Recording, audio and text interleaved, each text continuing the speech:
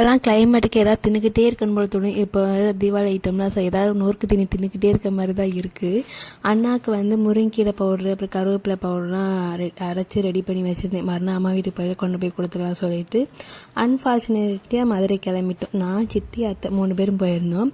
மதுரையில் காதில் மாட்டுறதுலேருந்து காலுக்கு மாட்டுற வரைக்கும் எல்லா திங்ஸுமே வச்சுருந்தாங்க. கண்ணுக்கு கண்ணு பத்தலை, கைக்கு காசும் பத்தலை. அந்த மாதிரி பார்க்கறது ஃபுல்லாக வாங்காமல் கொஞ்சம் சும்மா தான் போயிருந்தோம். எதுக்கு நான் மதுரை போயிருந்தேன் நெக்ஸ்ட் ஒரு வீடியோ சொல்கிறேன். இதில் ஃபுல்லாக செக் பண்ணி பாருங்கள், சூப்பராக இருக்கும். எல்லா ஐட்டமும் வச்சுருந்தாங்க. கண்ணே பத்தலை. எல்லாத்தையும் பொறுமையாக நின்று பார்த்துட்டு நிற்க கூட முடியலை. அவங்களே தள்ளிட்டு போய் அந்த ரோட்டில் போய் விட்டுருவாங்க. அந்த மாதிரி இருந்துச்சு. இந்த இடம் மட்டும் தான் இப்படி இருக்காங்க. ஏகேமாத்து என்ட்ரன்ஸ்லேருந்து ஏகேமாத்து உள்ளே போகிற வரைக்கும் அவ்வளோ கூட்டமாக இருந்துச்சு.